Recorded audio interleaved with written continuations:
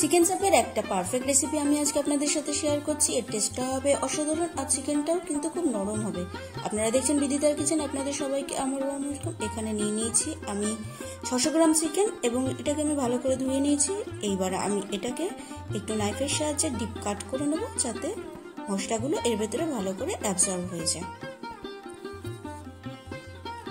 নিয়ে নিচ্ছি লঙ্কা, নিয়ে নিচ্ছি আদা, নিয়ে নিচ্ছি পেঁয়াজ, রসুন। এবার নিয়ে নিচ্ছি আমি এখানে পোস্ত, কাজু বাদাম। এটাকে আমরা 10 মিনিট ভিজিয়ে রেখেছিলাম যাতে পেস্টটা একটু নরম হয়। নিয়ে নিচ্ছি চারমগজ, নিয়ে নিচ্ছি সাদা তিল। সাদা তিল আপনারা না চাইলে ব্যবহারও না করতে পারেন। এবার নিয়ে নিচ্ছি টক দই। এবার পোস্ত নিলাম, সাথে নিলাম কাজু, নিয়ে নিচ্ছি চারমগজ, নিয়ে নিচ্ছি সাদা তিল।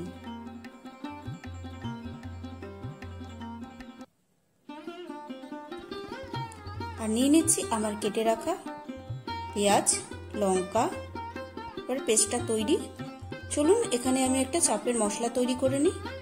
নিয়ে নিচ্ছি এখানে দারচিনি, এলাচ, লবঙ্গ, সাজিরে, সামরিচ, জয়িত্রী, বড় এলাচ আর 2টো শুকনো লঙ্কা। এবার আমি একটা তাওয়া নিয়ে নিই। তাওয়ার মধ্যে আমি মশলাগুলোকে একটু হালকা হাতে ভেজে নেব এবং আমাকে দেখতে হবে যাতে ফ্লেমটা একটু কম থাকে, কারণ মশলাগুলো পুড়ে গেলে চাপের ফ্লেভারটাই আসবে না। এবং কিছুক্ষণ পর যখন এই মশলা থেকে ধোঁয়া বেরোতে থাকবে তখন আমি ওভেনটা অফ করে দেবো এবং এটাকে আমি ঠান্ডা হতে দেবো। তারপরে আমি একটা মিক্সার গ্রাইন্ডার নিয়ে নিচ্ছি। এর মধ্যে এবার মশলাগুলোকে আমি দিয়ে দেব।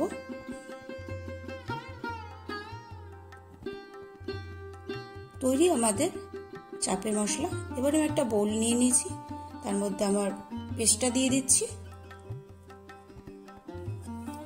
এখানে আমি 2 চামচ চাপ মশলা ইউজ করব।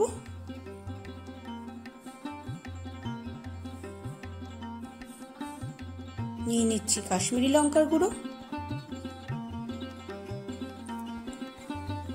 নিয়ে নিচ্ছি হলুদ গুঁড়ো, নিয়ে নিচ্ছি ছাতু। আপনারা চাইলে এখানে বেসন ব্যবহার করতে পারেন, কারণ ছাতু দিলে টেক্সচারটা ভালো হয়। নিয়ে নিচ্ছি গোলাপ জল, নিয়ে নিচ্ছি ফ্রেশ ক্রিম,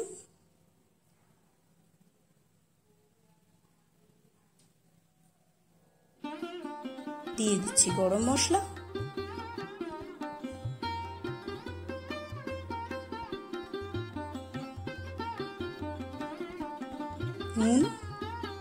নুনটা স্বাদ মতো দেবেন।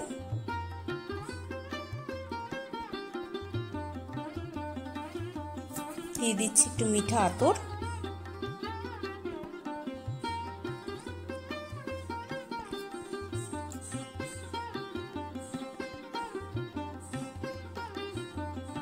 দিয়ে দিচ্ছি ঘি,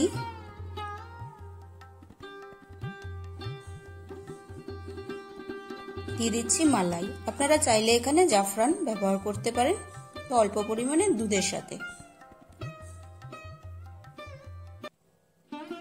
স্বাদ মতো চিনি,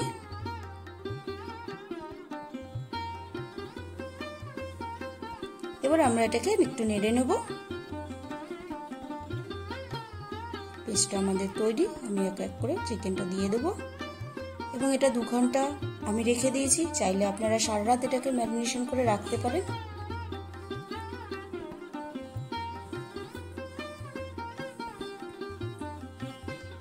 দু ঘন্টা পর আমার ম্যারিনেশনটা দেখে নেওয়া যাক।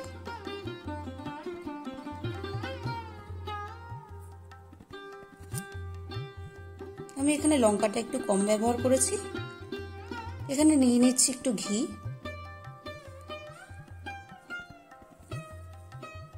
নিয়ে নিচ্ছি বাটার,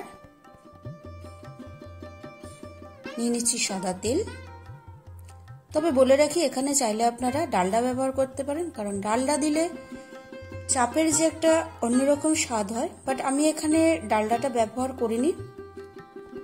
আমি ঘি, তেল আর বাটারটাকে ভালো করে একটু নেড়ে আমি এখানে চিকেনটা দিয়ে দিয়েছি। চিকেনটাকে আমি এখানে উল্টে পাল্টে একটু ভেজে নেব এবং দেখতে হবে যাতে মশলাটা আমার পুড়ে না যায়, কারণ মশলাটা পুড়ে গেলে চাপের স্বাদটাই নষ্ট হয়ে যাবে। এবং 2 মিনিট বাদে বাদে আমাকে নাড়তে হবে।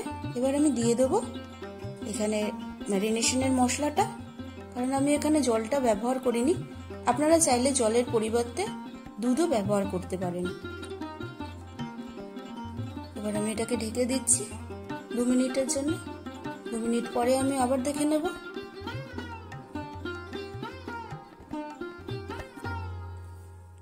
অলমোস্ট আমাদের চিকেনটা রেডি হয়ে এসছে।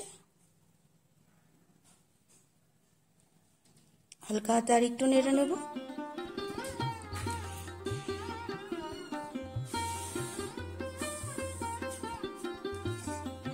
এবার চিকেনটাকে আমি উল্টে দেব।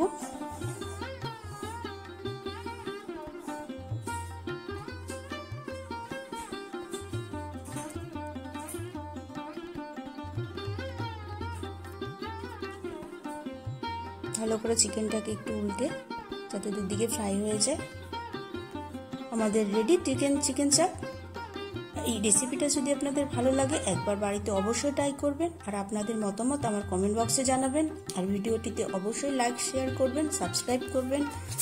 আর যারা অলরেডি সাবস্ক্রাইব করে দিয়েছেন তাদেরকে আমার অসংখ্য ধন্যবাদ। আর এই চাপটা আপনারা রুটির সাথে, তন্দুরি রুটি পরিবেশন করতে পারেন। আবার দেখা হবে একটা নতুন রেসিপির সাথে। ভালো থাকবেন, সুস্থ থাকবেন। Thanks for watching.